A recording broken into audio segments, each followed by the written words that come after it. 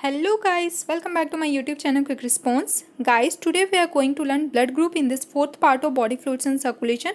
So without wasting time, let's start. Guys, we have same color of blood, right? However, it differs in certain aspects and due to that two grouping has been done. And that two grouping is first of all ABO grouping and the second one is RH grouping. So we are going to deal with the ABO grouping. ठीक है, तो ABO grouping is discovered by the Landsteiner, जो कि NCERT में नहीं दिया है but you should know. Okay, now देखो इसके एनसीईआरटी वाली लाइन में जाने से पहले कुछ चीज़ें हम जान लेते हैं. फर्स्ट ऑफ ऑल एंटीजन क्या होता है. एंटीजन जो है वो ब्लड ग्रुप, एंटीजन और blood group present on the surface of RBC में. मैंने आरबीसी में भी आपको पढ़ाया था कि सरफेस पे प्रेजेंट होता है antigen and that is called agglutinogen. ठीक है, now antibody for blood group antigen, मतलब एंटीबॉडी जो एंटीजन का होगा, एंटीजन का जो ब्लड ग्रुप होगा वो भी प्रेजेंट होगा प्लाज्मा में. वो आरबीसी में नहीं, प्लाज्मा में प्रेजेंट है. ठीक है, और प्लाज्मा में भी कहाँ, सीरम में. एनसीईआरटी में नहीं लिखा है but you should no, serum में. एंड सीरम क्या होता है, plasma without clotting factor is called serum. उसे कहते हैं, जो ये एंटीबॉडी है इसे कहते हैं एग्लूटिनिन. ओके, नाउ अब एनसीईआरटी की लाइन देखते हैं, वही चीज़ को ये ऐसे लिखा है. Now ABO grouping based on the presence और absence of two surface antigen. Surface antigen इसलिए क्योंकि आरबीसी के सरफेस पे प्रेजेंट होता है and that two antigens are A and B. Now what is antigens? जो chemicals that are induced by the immune response. Immune response से जो chemical induced होता है उसे कहते हैं antigen. Now plasma of different individual has two natural antibody. मैंने बताया एंटीबॉडी कहाँ प्रेजेंट होता है, प्लाज्मा में. वो नेचुरल एंटीबॉडी है. एंटीबॉडी कौन सा है, जो एंटीजन होगा उसका जस्ट अपोजिट वाला, मतलब ए एंटीजन का जो एंटीबॉडी होगा वो बी होगा और बी का ए होगा. ठीक है, तो यही दो एंटीबॉडी होता है और दो एंटीजन ए एंड बी होता है. ठीक है, नाउ एंटीबॉडी है क्या actually, it is the proteins produced in response to antigen. Antigen के रिस्पॉन्स में जो प्रोटीन निकलता है वो होता है एंटीबॉडी. देखो एंटीजन जब कोई फॉरेन पार्टिकल्स आता है, कोई फॉरेन ब्लड ग्रुप आ जाता है तो एंटीजन एंटीबॉडी को बोलता है बेटा तेरा काम है, जल्दी से काम करने निकल जा. ठीक है, तो वही एंटीबॉडी को निकालता है, उसी के रिस्पॉन्स में एंटीबॉडी निकलता है. Now so antigen and antibody are the special type of glycoprotein. They are the special type of sugar protein. ठीक है, शुगर अटैच्ड होता है इनमें, एंटीजन और एंटीबॉडी में. Now the distribution of antigen and antibodies in 4 groups of blood, that is, मतलब जो NCERT में ये लाइन लिखा है लेकिन मतलब क्या हुआ कि on the basis of antigen and antibody they are 4 groups of blood, that is A B and O. ठीक है, अब देख लेते हैं ये डायग्राम. देखो एनसीईआरटी में जो टेबल दिया है, देखो एंटीजन वही होता है जो आपका ब्लड ग्रुप है और एंटीबॉडी एंटीजन का जस्ट अपोजिट वाला होता है, मतलब जो आपका ब्लड ग्रुप है उसका अपोजिट वाला एंटीबॉडी होता है. नाउ मान लो ये 4 ब्लड ग्रुप है, that is A B and O. तो ए का एंटीजन ए होता है और जो एंटीबॉडी होगा, एंटीबॉडी क्योंकि प्लाज्मा में रहता है और एंटीजन कहाँ रहता है, आरबीसी में, तो एंटीबॉडी इसका क्या होगा, अपोजिट वाला बी होगा. नाउ बी का क्या है, एंटीजन बी है और एंटीबॉडी एंटी ए है. ठीक है, ए बी का क्या है, ए बी में तो दोनों प्रेजेंट है तो एंटीजन ए और बी दोनों, लेकिन क्योंकि दोनों प्रेजेंट है और एंटीबॉडी तो सिर्फ या तो ए होगा या तो बी होगा, लेकिन यहाँ पर एंटीबॉडी कोई नहीं हो सकता, तो A B is the one blood group that has no antibody. ठीक है, ना ओ में देखो, ओ में ना तो ए है ना तो बी है, तो इसका एंटीजन कुछ है ही नहीं, मतलब इसमें एंटीबॉडी दोनों होगा, एंटी ए और एंटीबॉडी, एंटीबॉडी ए और एंटीबॉडी बी.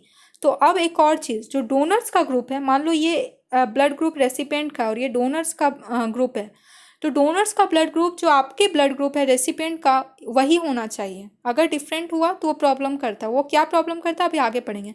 तो डोनर का ग्रुप ए है तो इसको ए ही मिलेगा, बी है तो बी ही मिलेगा और ए बी है तो ए बी, या तो ए या बी, क्योंकि ए बी में तो दोनों है, और ओ को ओ ही मिलेगा. लेकिन ओ को आप देख रहे होगे हर जगह, मतलब O is the universal donor, वो किसी को भी दे सकता है. और ए बी एक ऐसा ब्लड ग्रुप है जो किसी से भी ले सकता है, मतलब ये यूनिवर्सल रेसिपिएंट, ए बी से लिया, ए से लिया, बी से लिया, ओ तो दे ही रहा.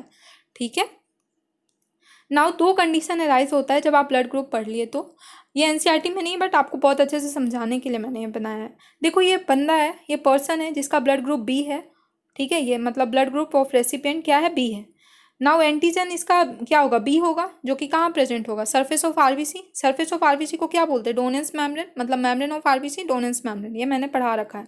नाउ ये जो है डोनर है और डोनर का ब्लड ग्रुप क्या है, ए है. और देखो हमारे बॉडी में जो ब्लड में प्लाज्मा में क्या होगा, एंटीबॉडी होगा। एंटीबॉडी क्या होता है, एंटीजन का जस्ट अपोजिट वाला। तो यहाँ पर क्या है, बी है ब्लड ग्रुप, तो उसका अपोजिट वाला क्या होगा, एंटीबॉडी ए। अब ये दे दिया ब्लड इस पर्सन को जिसका ब्लड ग्रुप बी है, ए वाला दे दिया बी वाले को ब्लड।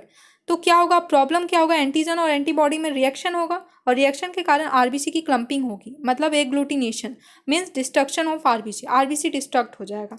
अब देखो डिस्ट्रक्ट कैसे होता है, यहाँ ब्लड वेसल है, ठीक है, उसमें आरबीसी की क्लम्पिंग हो गई, आरबीसी जम गई, जिससे क्या हुआ, ब्लड वेसल में ब्लॉकेज हो गया। तो पर्सन क्या होगा, ब्लड ना तो आएगा ना तो जाएगा, ना ऑक्सीजनेटेड ब्लड देगा ना डीऑक्सीजनेटेड ले जाएगा, तो क्या होगा, पर्सन तो मर जाएगा, तो डाई हो गया, ठीक है। Now the second case is that कि पर्सन का जो रेसिपिएंट का ब्लड ग्रुप ए है और डोनर का भी ब्लड ग्रुप ए है, तो दे दिया no antigen and antibody reaction and person will survive, ठीक है, सिंपल। नाउ इससे कंक्लूजन क्या निकलता है, during blood transfusion any blood can't be used, कोई भी ब्लड नहीं यूज किया जा सकता।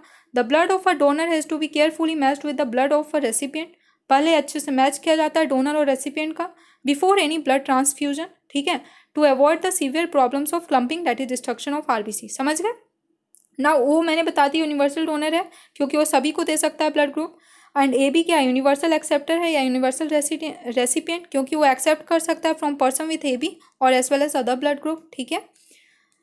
नाउ ये आपने एंटीजन तो पढ़ लिया, अब सोच रहे हो कि भाई होता क्या है, तो चलो मैं डायग्रामेटिकली दिखा देती हूँ, मैंने गूगल से लिया है, ठीक है। सो ये है नॉर्मल हमारा O antigen, O blood group है, और ये है ए और बी है। अब देखो ए में क्या होता है, ए ब्लड ग्रुप में एक एक्स्ट्रा शुगर आकर ऐड हो जाता है एंटीजन टर्मिनस पे, ये एंटीजन टर्मिनस है।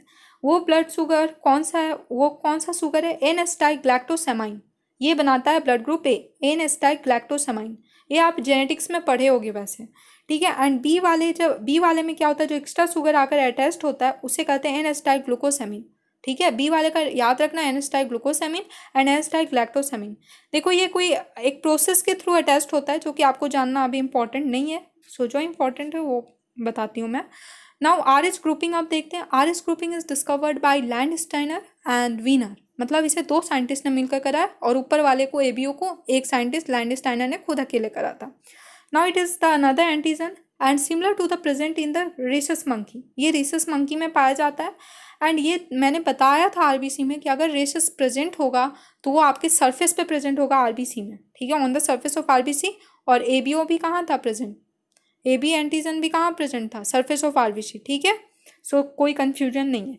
एंड जो ये आरएच होता है ना, वो नियरली इन 80% ह्यूमन, मतलब मेजोरिटी अमाउंट में पाया जाता है, मतलब मेजोरिटी ऑफ ह्यूमन में पाया जाता है, 80% में पाया जाता है और 20 में नहीं भी रहता है। सो घबराने की ज़रूरत नहीं, कोई भी प्रॉब्लम नहीं होता है, रहे या ना रहे, लेकिन थोड़ा सा प्रॉब्लम होता है आपका वेडिंग होता है तो उसका पता होना चाहिए। Now R H positive and the R H negative, R H positive क्या हो गया, जब आर एच अगर प्रेजेंट है तो उसे कहते हैं आर एच पॉजिटिव, और अगर आर एच एंटीजन एब्सेंट है तो उसे कहते हैं आर एच नेगेटिव। तो इसी के बेसिस पे या तो प्रेजेंस और absence of R H factor blood group divide हो गया। अब ब्लड ग्रुप कैसे डिवाइड हुआ, ए बी और ओ तो आपको पता है। अब देखो अगर आर एच प्रेजेंट होगा तो ए पॉजिटिव हो जाएगा, आर एच नहीं होगा तो ए निगेटिव हो जाएगा। उसी तरह बी का B positive B negative, A B positive A B negative and O positive और ओ निगेटिव। नाउ मैं आपसे एक क्वेश्चन पूछती हूँ कि अगर पर्सन को ब्लड ग्रुप ए है, एक डोनर का ब्लड ग्रुप ए है और वो एक रेसिपिएंट को दिया जिसका ब्लड ग्रुप भी ए है, तो क्या ये ज़रूरी है कि वो पर्सन सर्वाइव ही कर जाए? चलो मैंने वहाँ तो बोला था एबीओ ब्लड ग्रुपिंग में हाँ सर्वाइव करेगा, उसे ए ही चाहिए, बट नहीं, दो कंडीशन अराइज हो जाता है जब अगर आप में आर एच है या नहीं उसके अकॉर्डिंग। तो देखो अगर पर्सन दो कंडीशन होगा, या तो ए निगेटिव होगा या तो ए पॉजिटिव होगा। अगर आर एच प्रेजेंट होगा तो ए निगेटिव होगा पर्सन का, और अगर नहीं होगा तो ए निगेटिव होगा। तो फर्स्ट ऑफ ऑल देखते हैं ए निगेटिव, मतलब उसमें आर एच नहीं है। वो एक पर्सन से ब्लड ले लिया, जो डोनर है उसका आर एच पॉजिटिव है, मतलब वो ए पॉजिटिव ब्लड है और ए ही ब्लड ग्रुप है बट वो ए पॉजिटिव है। तो क्या होगा, वो ए निगेटिव वाला को जैसे ही ब्लड ग्रुप देता है वैसे एंटीजन और एंटीबॉडी का रिएक्शन होगा, आरबीसी क्लम्पिंग होगा और वो पर्सन डाई हो जाएगा, ठीक है। नाउ सेकेंड जो केस है वो अराइज होगा कि जो ए पॉजिटिव है, मतलब जो रेसिपिएंट है उसका ए पॉजिटिव है, वहाँ था ए निगेटिव बट यहाँ ए पॉजिटिव है, और जो डोनर है उसका ए निगेटिव है, ठीक है। तो कोई बात नहीं, वो प्रॉब्लम नहीं होगा और वो सर्वाइव कर जाएगा।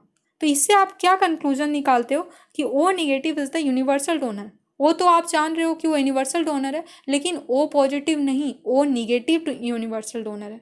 ओ में भी ओ निगेटिव, जैसे मैं ओ पॉजिटिव हूँ तो मैं यूनिवर्सल डोनर नहीं हूँ, क्योंकि मैं एक को ब्लड नहीं दे सकती, and that is O negative. But O negative वाला ओ पॉजिटिव को दे सकता है, समझ गए? अभी मैं केस बता दी, तो इसलिए ओ निगेटिव वाला यूनिवर्सल डोनर हो गया और ए बी पॉजिटिव वाला उसी तरह यूनिवर्सल रेसिपिएंट हो गया, ठीक है।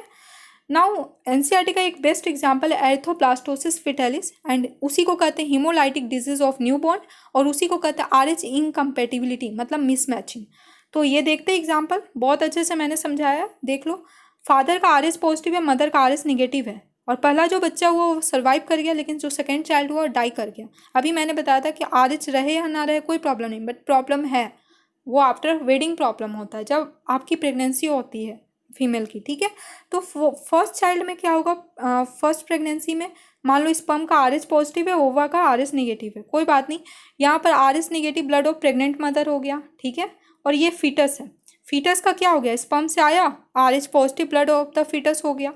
अब क्या होगा, Rh antigen of the fetus don't get expose to the Rh negative blood of the mother. चलो ये जो देखो, ये जो लाइन दिख रहा है प्लासेंटा है, तो आरएच एंटीजन जो फीटस का होगा वो एक्सपोज नहीं होगा आरएच निगेटिव पे। अगर एक्सपोज हो गया तो क्या होगा, अभी मैंने ऊपर केस बताया था ना, वो फिर डिस्ट्रक्शन ऑफ आरबीसी हो जाएगा, क्लम्पिंग हो जाएगा, और वो फीटस मर जाएगा, वहीं मर जाएगा, ठीक है।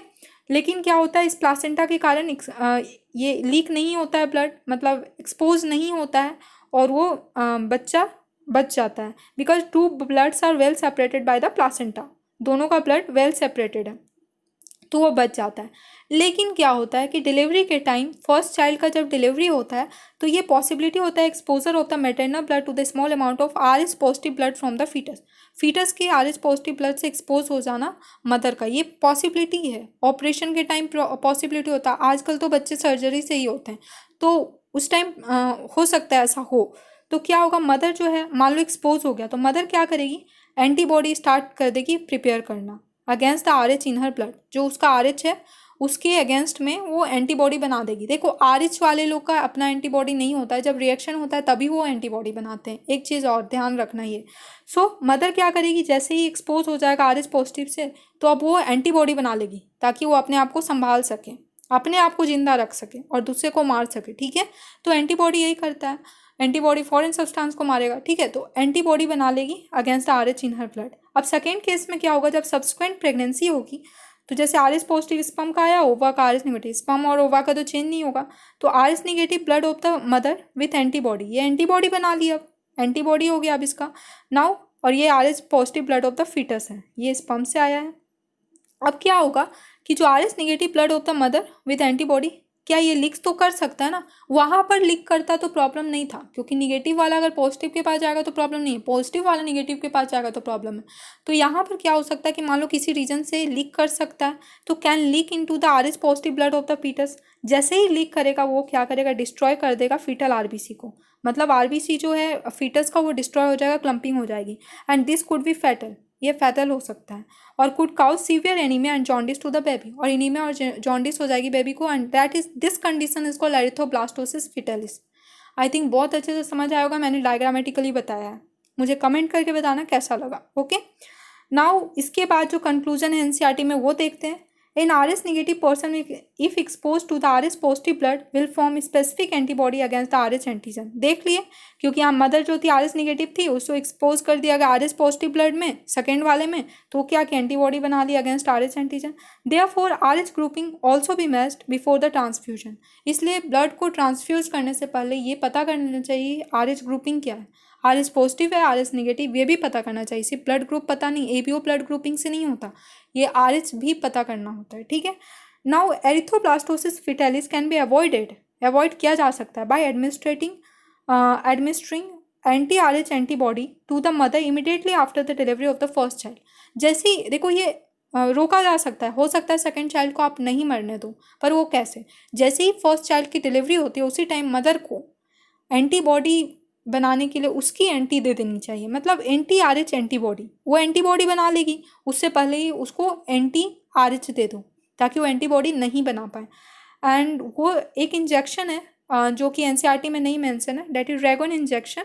वो क्या करता है, may prevent from SDN, haemolytic disease of newborn baby, और कर सकते हो एरिथ्रोब्लास्टोसिस फिटालिस। सो ये आप क्योंकि डॉक्टर बनने जा रहे हो तो आपको पता होना चाहिए ड्रैगन इंजेक्शन, ठीक है गाइस। सो ये जितना भी ब्लड ग्रुप था वो एनसीईआरटी का, और जो आपके क्वेश्चन में आएगा वो मैंने बता दिया। लेकिन दो एक्स्ट्रा थिंग्स मैं बता रही हूँ जो आप क्योंकि एज अ डॉक्टर आपको पता होना चाहिए। दो रेयरेस्ट ब्लड ग्रुप है जो इंडिया ने पेटेंट किया है, that is INRA and the Bombay blood group. Bombay blood group is also called HS blood group, and INRA blood group recent है, बॉम्बे ब्लड ग्रुप उससे पहले आ गया था। INRA blood group I think 3 सितंबर 2016 में आया है, और ये बहुत ही रेयरेस्ट ब्लड ग्रुप है, means only 7 people in the world are of INRA type, ठीक है। सो ये मैंने अपने तरफ से कंप्लीट कर दिया। Guys, if this video is really beneficial for you, then please like and subscribe my channel and share it among your friends, and press the bell icon too so that you will be notified as soon as after uploading the video. Thank you.